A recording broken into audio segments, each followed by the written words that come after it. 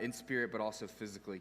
Hey, we are moving through a series we're simply called The Heart of Jesus, where we're looking at Jesus' heart, how he communicates about his deepest longings and desires in regards to us. And so if you have a Bible, turn over to John chapter 11, because that's where we will be as we look at that theme this morning. Hey, as you're doing that, just want to highlight one thing from our announcements in Life of Our Church right now. You actually saw it on the screen there under our events as Baby Bottle Boomerang. And this is just to connect to the meta issues going on with our culture, is you can choose bitterness and anger and frustration, or you can lean into good. And what I would say is lean into good. Lean into sacrifice. Baby Bottle Boomerang is where you take a bottle out from the back there. You take a baby bottle, and this is to support Pregnancy Resources, a crisis pregnancy center in our community that supports both little children and mothers in crisis pregnancy, as well as it does counseling for future fathers as well. And so this is one of the main ways that we support them. You take that with you, set a goal maybe for you and your family, for you, and you talk about it with you and your spouse and your kids. It's about how much we might want to raise and give to this, and then bring it back in a couple weeks, put it in the basket, and we'll take that money to Pregnancy Resources. A great way to support a ministry going on in the life of our community, to care for moms, for babies, for fathers. Join us in not growing weary in doing good. John chapter 11 is where we're going to be this morning. We're going to be all over the place. It's a 53-verse chapter. In order to try to cover the full ground, I'm going to jump from section to section, read 4 or 5 verses here or there to give you a sense of all that happens here without having to read all 53 verses. So it may be easiest to simply follow along on the screen, or if you have your Bible, I'll try to tell you where I'm going in the verses. We're going to start with verse 1 and read through verse 6. Now a certain man was ill, Lazarus of Bethany, in the village of Mary and her sister Martha. And it was Mary who anointed the Lord with ointment and wiped his feet with her hair, whose brother Lazarus was ill. And so the sisters sent to him, that's Jesus, saying, Lord, he whom you love is ill. But when Jesus heard it, he said, this illness does not lead to death. It is for the glory of God, so that the Son of God may be glorified through it. Now Jesus loved Martha and her sister and Lazarus. Here's a weird statement to make if you love somebody. So when he heard that Lazarus was ill, he stayed 2 days longer in the place where he was. Drop down to verse 17 and we'll read through verse 26. Now when Jesus came, he found that Lazarus had already been in the tomb 4 days. That means he's died. Bethany was near Jerusalem, because you don't go hang out in tombs unless you're dead. Bethany was near Jerusalem, about 2 miles off, and many of the Jews had come to Martha and Mary to console them concerning their brother. And so when Martha heard that Jesus was coming, she went out and met him, but Mary remained seated in the house. And Martha said to Jesus, Lord, if you had been here, my brother would not have died. But even now I know that whatever you ask from God, God will give you. And Jesus said to her, your brother will rise again. Martha said to him, I know that he will rise again on the resurrection of the last day. But Jesus said to her, I am the resurrection and the life. Whoever believes in me, though he die, yet shall he live. And everyone who lives and believes in me shall never die. Do you believe this? Drop down to verse 32. We'll read through verse 35. Now when Mary came to where Jesus was and saw him, she fell at his feet, saying to him, Lord, if you had been here, my brother would not have died. When Jesus saw her weeping, and the Jews who had come with her also weeping, he was deeply moved in his spirit and greatly troubled. And he said, where have you laid him? And they said to him, Lord, come and see. And Jesus wept. Verse 43 through 46. Now when he had said these things, he cried out in a loud voice, Lazarus, come out. And the man who had died came out, and his hands and feet bound with linen strips, and his face wrapped with a cloth. And Jesus said to them, unbind him and let him go. And many of the Jews, therefore, who had come with Mary and had seen what he did, believed in him. But some of them went to the Pharisees and told them what Jesus had done. And then finally, finishing up the chapter in verse 53, so from that day on, they, that is the Pharisees, they made plans to put him to death. This is the reading of God's holy and inerrant word. May the grass wither and the flower fade, but may the word of our God, may it stand forever. Well, let me explain the setting here since I jumped around so much. Jesus finds out that his friend Lazarus is very ill and died. In fact, the sisters know, they don't even refer to their brother by name, they simply say the one you love. This is someone that Jesus deeply cares for, spent much of his life and time with. But Jesus understands that this sickness does not lead to ultimate death in Lazarus' life. But the ultimate result of his sickness will actually lead to the glory of God. And then it says something distressing, as I pointed out earlier. It says that because Jesus loved Mary and Martha and Lazarus, and because of his love, and out of the overflow of his love, we find out that Jesus stays for 2 more days. And in that time, Lazarus dies. And what is the response of the people when he finally does show up? Everybody approaches Jesus, and what is the first thing they say? If you had been here, he would not have died. And this highlights a problem that so many of us would have. If we don't have it intellectually, we feel it, that Jesus' decision to allow us to suffer. And even to say, you suffered because I love you. Jesus doesn't go running to save Lazarus, and they say it multiple times, if you had been here, he would not have died. Now, we are looking at the very heart of Jesus in this series. And is there anything in life that more acutely makes us question the goodness of God in the heart of Jesus than our personal suffering? Or perhaps witnessing the suffering of others. Suffering is a dilemma. How could such a good God allow such things? In the midst of this troubling reality, how do we see the heart of Jesus being poured forth to comfort sufferers? Jesus says, because I love Mary and Martha, I will wait. And because I love them, I will allow their brother to die. And because I love them, I will allow them to sit in anguish for days on end. And because I love them, I will allow them grief and sorrow and suffering. Wait, are you saying that God may be allowing the trouble in my marriage, the sickness in my parents, the loss of my job, the financial trouble in my life, my mental health, because he loves me? The love of God and the suffering of saints is a dilemma for us. It is difficult and it's hard for us to swallow. Now, this is important. Understand that the Bible rarely gives us direct answers to our questions about suffering. The Bible rarely gives the reasons for suffering in a one-on-one correlation. You suffered this, and I'm doing this because of that suffering. Rarely does he say that. Rarely does he provide us intellectual arguments for our suffering. But the Bible, what it does provide is a person who John 1 calls the Word. And you see, the Bible's answer to the suffering is the argument that God makes to us is bound up in the person and work and the very heart of Jesus and how Jesus moves towards us in our suffering. But trusting in the heart of Jesus and trusting that when Jesus looks at us and says, I'm actually going to allow you to go through this suffering because I love you, then we actually have to come to a deeper place of understanding his heart for sufferers if we're going to believe that. If we're going to experience joy even in the midst of suffering. And so saints in this room who have suffered, who are suffering, or who await a day when you will suffer, I want to increase your faith in the love of God, even in the midst of your suffering, by pointing you this morning to a very, very particular part of who Jesus is. His guts. His guts. There is an important phrase here in verse 33. It says, his heart, he was deeply moved in spirit. The word there is the Greek word splongo, which sounds like guts, doesn't it? Like a little Greek kid, that's splongo, disgusting.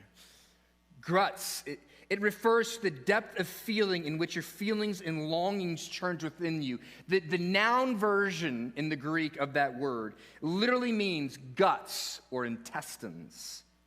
What it means in the verb is that your intestines are moved. From the deepest part of your physical being, you feel pity and compassion and grief moving towards others.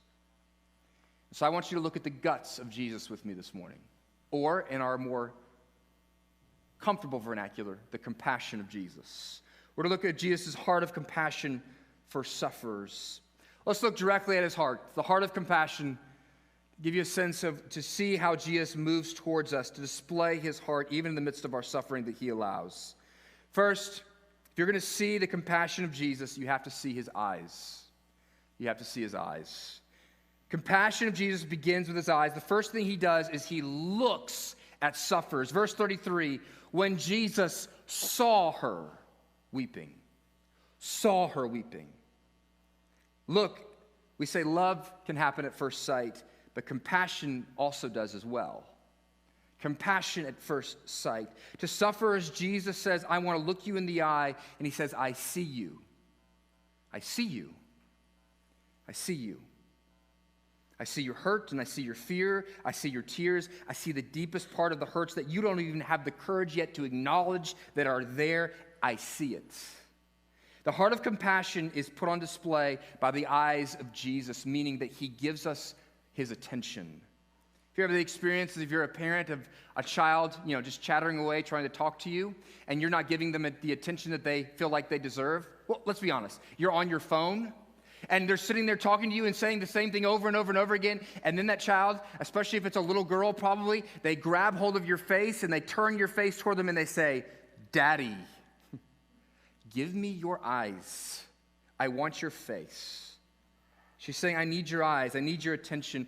A short study, and it doesn't take much, a short study of the interaction of Jesus in the Gospels, when he does his miracles, when he does his work of healing, when he does his interaction with people, frequently begins like this, and he saw.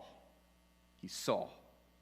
The Gospels mention that Jesus mentions Jesus looking at people 40 different times. Here are some examples. Matthew 9:36, when he saw the crowds, he had compassion on them, for they were harassed and helpless like sheep without a shepherd. And Luke chapter 7, verses 12 and 13, Jesus enters the city of Nain, and he draws near to the gate of the town, and behold, a man who has died was being carried out, the only son of his mother, and she was a widow, in verse 13. And when the Lord saw her, he had compassion. Mark 10:21, even to one who will ultimately reject him, the rich young ruler, and Jesus, the rich young ruler comes and asks him this question about how to be saved, and Jesus looking at him, it says, looking at him, loved him. And even on the cross, in the cross account, it says that while Jesus is hanging on the cross in death, he looks down and he sees his mother, and he's thinking of her, and he asks John to take care of his mother. And the looking of Jesus is not merely highlighted by his real-life interactions with others. It's actually highlighted in his teaching of what goodness looks like. For example, in the parable of the Good Samaritan in Luke chapter 10, verse 33 and 34, it says that the Samaritan, as he journeyed, came to where he was, and when he saw the beaten up and battered man on the side of the road, he had compassion. And so he went and bound up his wounds and poured oil and wine. Then he set him on his own animal and brought him to an inn and took care of him. The Samaritan sees first and has compassion, because the Samaritan sees a person, not a problem. And because he sees a person, he is driven to act. Compassion begins with looking, with singing. Mother Teresa, who is well known for establishing leper colonies all over India, was getting incredible amount of pushback from one particular area that did not want one of these colonies to be built near them, because who would want a leper colony down the road from your house? But she said this, once they saw, they understood. Once they saw the grief and the sorrow of those who were lepers, they understood. The gospel suggests that when we watch Jesus, we are watching God love us. Because this is not new behavior for God. He has always been one who is watching us, who is looking out for his people with compassion, who is searching the world. His eyes go to and fro to look to whom he might serve and save. Exodus chapter 3, verse 7, when the Lord said, I have seen the affliction of my people in Egypt, and I have heard the cries. And so he saves them from Egypt. And Genesis chapter 16, there's a woman named Hagar, and she is treated, she's the slave of Abram and Sarah, and she's treated as Sarah's personal possession and as Abraham's sex toy, and she is impregnated, and then as an insecure Sarah abuses her, and so she flees into the desert, but at a place that we could describe as simply a God-forsaken place she finds herself in, and it's there that the angel of God shows up with her, and she says, he is the God who sees. The God who sees. Psalm 31, verse 7, I will rejoice and be glad in your steadfast love, because you have seen my affliction. You have known the distress of my soul. God sees in the eyes of Jesus. The eyes of Jesus give God a face. The suffering God allows us allows a troubling mystery to us. Our suffering grieves us.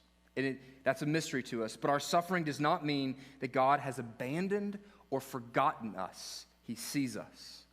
Psalm 139, verse 9 says this: if I take the wings of the morning and dwell in the utmost parts of the sea, which in the eyes and the thinking of the psalmist in ancient Hebrew language, to be at the utmost part of the sea means you are in the depths of the grave. Even there your hand shall lead me, and your right hand shall uphold me. In other words, God is there. He has not abandoned me, even in death. In our belief that he wants no good thing for us, that we would seek to abandon, if he has abandoned us in our suffering, that we, in this thought that he has abandoned us, we might run to the deepest bottle. We might run to bitterness and the numbness of medicine. And God says, I am there too. I'm there too. You may not see him, as it says in the Catechism, but he always sees you.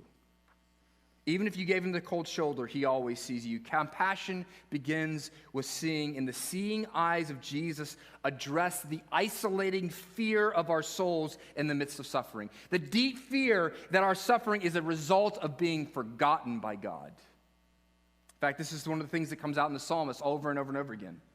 The sense in the midst of his suffering, he's always asking this question: God, where are you? Psalm 77, verse 8 and 9. Has his steadfast love forever ceased? Are his promises at an end for all time? Has God forgotten to be gracious? Psalm 42, 9. I say to God, my rock, why have you forgotten me? Why do I go mourning because of the oppression of the enemy?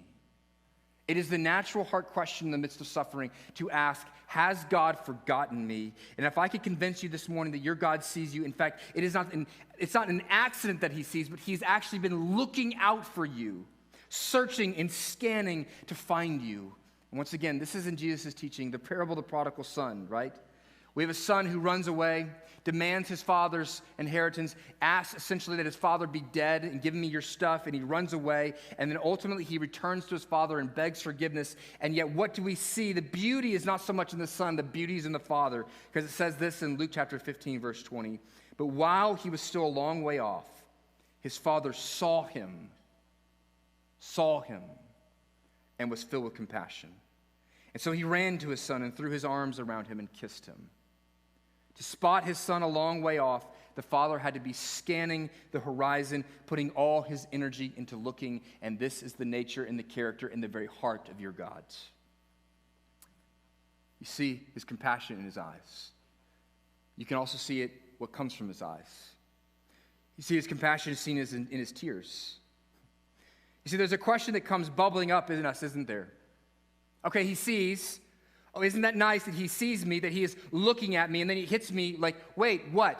Wait, he's looking? He sees my sorrows, and they're still here?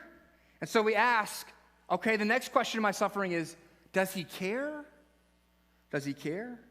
Look again at John 11, verse 33 and 35. And when Jesus saw her weeping, and the Jews who had come with her also weeping, he was deeply moved in his spirit and greatly troubled. And he said, where have you laid him? And they said to him, Lord, come and see. And Jesus wept. It's the shortest verse in the Bible. Jesus wept. And I love the starkness and sheer brevity of that verse because it helps us actually feel the simple weight of it. This is weeping. This is not leaking. There's a big difference, isn't there? This is not a momentary pity watching an emotional moment in a movie, kind of like, oh, I got teared up. No, this is weeping. This is chest heaving, stomach nodding, weeping. The word here for deeply moved is the word that we have for compassion. And that is the emotion that is most often used to describe what Jesus feels, compassion. And this is important. Jesus felt emotions not because he was merely human, but not because he wasn't merely human, and not because he was less than divine, but his divinity, the fact that he's truly God and fully man, actually reveals the perfection of his emotions. This is not feeling and crying because there's something wrong with Jesus. This is feeling and crying because there's something perfect about Jesus. And understand that it's in the juxtaposition with your emotions and mine. Our emotions are fickle. Our emotions are broken. Emotions, feelings are gauges on a dashboard of life to tell us what's going on in our soul and our heart. And for almost all of us, our emotions are not calibrated correctly to truth and to reality. Therefore, emotions in our life cannot be crowned as king. But with Jesus, we have one who is perfect, who is divine, who is without sin. And thus we can see in the emotional life of Jesus, in these emotions are expressed with perfection. And therefore, there are times in which he weeps, and there are times in which he says, dry your tears. And he knows perfectly when those moments are. And in joining Mary in her grief and joining a world grieving over death, he addresses our loneliness and our isolation by joining us. And by joining us, he provides us the significant help that we most need in the context of suffering when we need comfort, which is connection. Connection. The connection of one who cares. You may have heard this name. She's become incredibly well known. Her name is Brené Brown. She's a well-known, popular-level sociologist and has a number of YouTube videos from TED Talks that have tens of millions of views. She's a New York Times bestseller, comes out with a book seemingly every 5 or 6 months. And she summarizes this word the word we use most often instead of compassion. In a therapized world, she uses the word empathy. And it's very close to compassion. She says the ability to have empathy is the ability to take the perspective of another person and to both see and feel the emotions of others along with them. And she goes on to say, rarely can a response, the word response we give to somebody in the midst of their suffering, make them feel better. But connection, the comfort of connection can help someone feel actually better in the midst of their suffering. So here's what this means for suffering saints. Your God grieves with you. That's what's going on in this passage. That Jesus sees death, and it angers him, and it grieves him. He sees people grieving over death, and it grieves his soul, which means when you cry, there is an echo in heaven. When you cry, there's an antiphonal echo. You know what an antiphonal choir is the two choirs that are facing each other, and they sing back to back, back and forth. Sometimes they bring a rhythm to what one is saying, and then sometimes they simply respond to one another. But when you cry, there is a response of tears that happens in heaven because he is perfect in love. He will not close his heart to your grief, not for 10 minutes. He will not refuse to enter in. He will dive into your grief with you. And so the heart of Jesus looks for us. He sees us. He moves towards us, and he joins us in our sorrow. But then his heart is moved to grief, will also move his hands into action. This is the last thing. His compassion is realized in his actions. You see, Jesus sees death. He hates it. He is moved by it, and so he engages the problem. And since Jesus is not limited by symbolic acts of kindness, since Jesus is not limited to the temporal addressing of felt needs, and since Jesus is not one who is simply one who provides band-aids to our issues, Jesus goes to the very heart of the problem for Lazarus and for everyone else. And so what does he do? He says, Lazarus, come out. He addresses the core of all suffering, which is death. So he calls Lazarus out. And, the speculation from church history is that what would have happened if Jesus had not specified who should come out of the grave? Would every person who ever died suddenly come out of the grave? This is the power of this Jesus in the midst of his compassion. I'll give attention to this miracle a little bit more in just a section in the resurrection aspect to it. But I want to finish our thought about the heart of Jesus. Jesus' heart overflows into action, whatever that action may be. His heart this is true compassion. He sees, he hurts, and he is driven to do something. Jesus has shown real compassion, not mere empathy. Look, feel, do. Look, feel, and do. And as often stated these days in the bumper stickers and shirts and books, it says what? Love does, and that is true. But the doing of love is not separated from the looking and the feeling of love. If we help someone, but don't take the time to look at that person and to feel what he or she is feeling, that love is cold, isn't it? I don't really want to be bothered by this anymore. I'll write a check and be gone with them. But if we look and feel, but we don't do what we can to help, our love is cheap. Love like that would remain merely therapeutic. Love does ... both. Love feels and does. And by the way, this is the great fear we have of seeing and feeling, isn't it? That we might have to do something. You ever had this experience of driving your car and you're coming up to a light and you see someone there with a sign?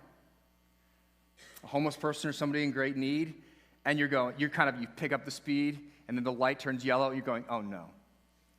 And then it turns red, and you're going, oh no. And you're first in line at the light.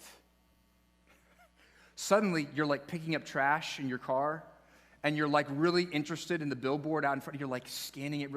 Why? So that you can avoid doing what? Making eye contact. Because seeing will do something. When you see an image bearer like that, it might demand something from you. Paul Miller, in his book, Love Walked Among Us, said this: we instinctively know that love leads to commitment, so we look away when we see a beggar. We might have to pay if we look too closely and care too deeply. Loving means losing control of our schedule, our money, our time. When we love, we cease to be the master and we become a servant. Jesus' love is not cheap. It does not remain mere therapy and nice words and tears next to us. It is that. And those tears are amazing. His tears, though, are not empty. His seeing does not fail to compel. He moves, he acts, and he pays the price to engage with us with compassion. He pays the price. He pays the price. So I want you to see this as well. He pays the price of our compassion. Did you know that the last line of the story, the last line of the text, the reason why I give you verse 53 there at the very end is to show you what is the response of those around Jesus who don't like him to him raising a man from the dead? They go, we don't like you. This is frightening. He has to go. He is more dangerous than we ever thought. We thought he was a teacher and he was doing some good, nice healing things and feeding some people. But if he can raise people from the dead, this is a problem for us. And Jesus knew, and he was making a deliberate choice, that if I raise this man, if I step in and stop this funeral, it's going to mean there's going to be a funeral for me in just a few weeks. There is a direct line between the reaction of the Pharisees and the desire to crucify Jesus to this moment. This is the first time where it says that they begin to look for ways to kill him.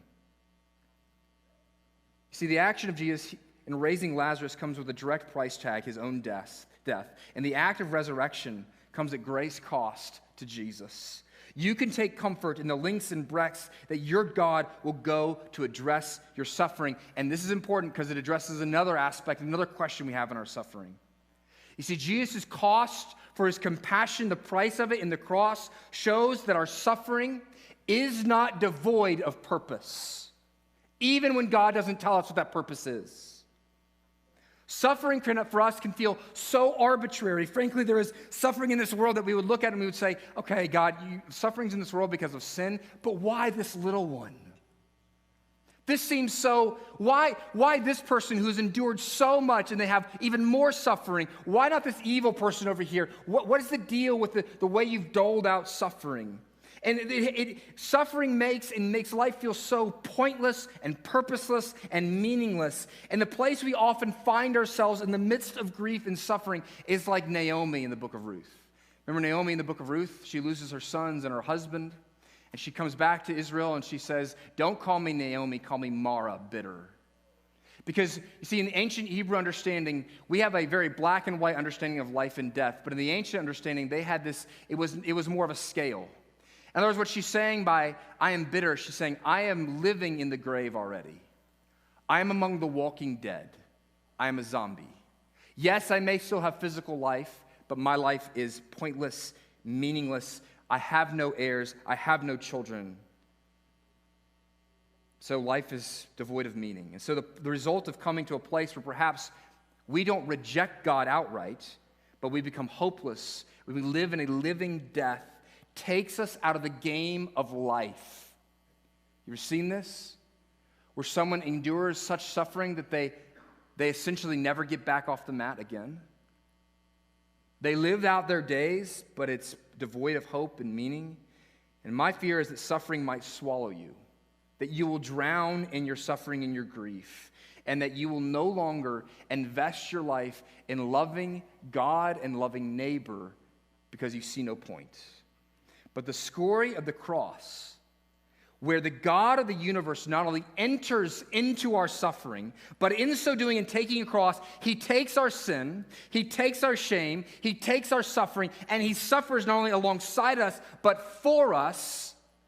And through his suffering, he provides what? Life, forgiveness, joy. In other words, we wrestle and fight with a sovereign God who would allow suffering in this world. But that same sovereign God takes suffering and sin into his very heart and embeds suffering, his own suffering, into his plan of redemption, which means this: if God's Son could suffer in this way and God could have ultimate redemptive purposes for it, it means he could have purposes for your suffering as well. Now, he might not tell you what they are, but they are there. 2 Corinthians chapter 4, 16 through 18 says this: so we do not lose heart. That's what it means to become purposeless, meaningless, hopeless. Though our outer self is wasting away, that's suffering, our inner self is being renewed day by day. For the light and momentary affliction is preparing us for an eternal weight of glory beyond all comparison, as we look not on the things that are seen, but the things that are unseen. For the things that are seen go away. They're transient. But the things that are unseen are eternal. They're eternal. Now, if I could make a caution here, that you would allow little moments of redemption in your life to only be chapters in the midst of your suffering. I witnessed this and experienced this a lot as a pastor, that people will suffer deeply and they immediately try to say, and you know what? God did this through my suffering. And because this happened in my life, this happened. And look at God's great plan. I am not debating that might be part of the story. I am saying, don't chew on crumbs when you have an eternal meal of God's provision to chew on. Because there's many times where, hey, this suffering leads to this good, but that good ends up going sour. So don't finish the story. But we know how the story ends. His good in our life, to do something eternal in our life. Don't write smaller stories when God is writing an ultimate and eternal one. And so, which is why we need the final concluding point for this morning, which is the culmination of compassion. Jesus raises Lazarus. But I hate to put a damper on this miracle. Lazarus is going to die again. He comes out. He's going to live for a few more years, and then he's a goner. We don't have Lazarus anymore. He's not wandering around and going, man, 2,000 years, it's been a while. He dies again. In other words, this is not resurrection. What Jesus provides Lazarus is resuscitation. He's going to die again. Jesus in the resurrection of Lazarus has not dealt with the ultimate and eternal story in Lazarus' life. And this is why the resurrection of Jesus is at the center of our faith. Jesus does not simply pay the price of compassion. He doesn't come and suffer alongside us, but he takes our compassion and sends it into his body. And then the story of the gospel is that Jesus rises from the dead, ultimately defeating death. Not merely just sprinkling resuscitations through life. John 11, 23 through 25, Jesus said to her, she says, your brother will rise again. And Martha said to him, I know he will rise again in the resurrection of the last day. And Jesus said to her, no. I am the resurrection and the life. I am the resurrection and the life. Whoever believes in me, though he die, yet he shall live. What he's saying there is this: because I'm the one who's going to defeat death. If you're connected to me, you can be in the midst of suffering and still have joy in life. Because I'm writing an eternal story in which death will not have the final voice. It will not be the end of the chapter, but I'll actually use death and usher in eternal life. I am the resurrection. He's not saying, I'm going to give you a nicer place. He's not saying, I'm going to give you, your heaven's just going to be Band-Aids to your soul and chicken soup for your consolation. I know what he's saying in the resurrection. He's saying, I am going to make all the sad things come undone. Jesus as the resurrection and the life means that when he comes into our life, new life is restored. This broken life, we will not be given Band-Aids, but we will be made whole. Whole. All that is not right will be not just simply, band-aided up, but it will be made fully right. Without the resurrection, the tears for death will have no end, but with the resurrection, the tears of death will be turned into shouts of joy. This is why to know Jesus, though you may die physically, though you may experience suffering in this world, if you're connected to Jesus by faith, death has no hold on you. Connection to faith in Jesus means that the final chapter for your life is resurrection and glory and wholeness for all eternity. And Jesus' resurrection shows us that our suffering has a purpose, but also that our suffering points to a greater end. And therefore, you can have courage. This is the last thing that melts away. See, we need comfort. We need someone to come near us in our suffering and enter into it with us. We need someone who will actually act in such a way that they bear the burden of our suffering with us, and they pay the price of our neediness. But we also need someone who will give us the courage to live again and to serve again.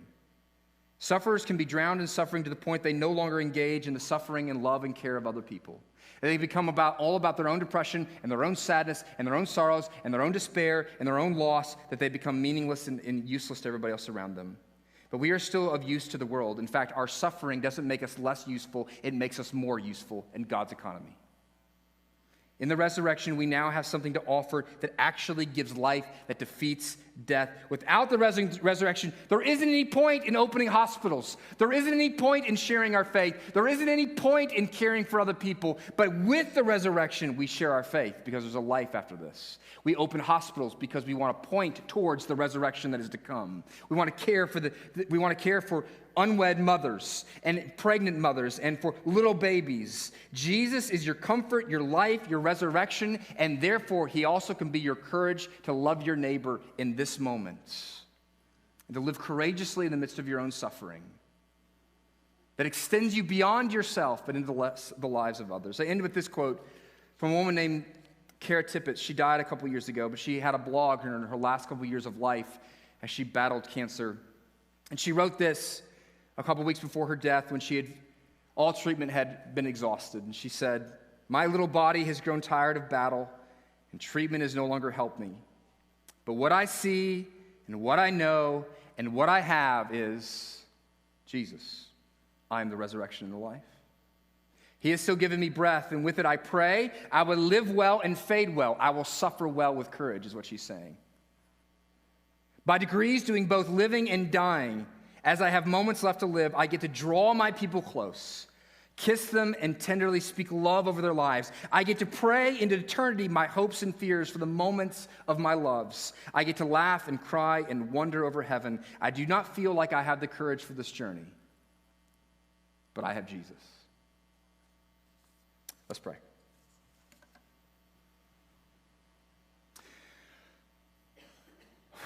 Lord, you say, "I am the resurrection and the life, and those who believe in me can have death and yet in the midst of it have life." And so, Lord, there are those in this room who are suffering and they're exhausted. And they don't feel like they have the courage to go on. Would you give them yourself? Spirit of the living God, where our faith is weak, where we are mired in unbelief because of our suffering, where the questions of suffering are just rattling in our brains, gracious God, I pray that the heart of Jesus in this story would pester us, pester our souls with the truth and the loving affection of our God. Lord, for those that you would increase our faith so that we would experience more deeply the God who has not left us, who does see us, who is always near us, and yet, Lord, we feel distant from him because of our lack of faith. So, Lord, we can't conjure up a faith. We can't conjure up a faith. So we need your Spirit to provide it for us and convince our hearts of your love and affection for us in the midst of our suffering, and raise us up in courage and life and hope and joy. We praise you for these words. In Jesus' name I pray. Amen.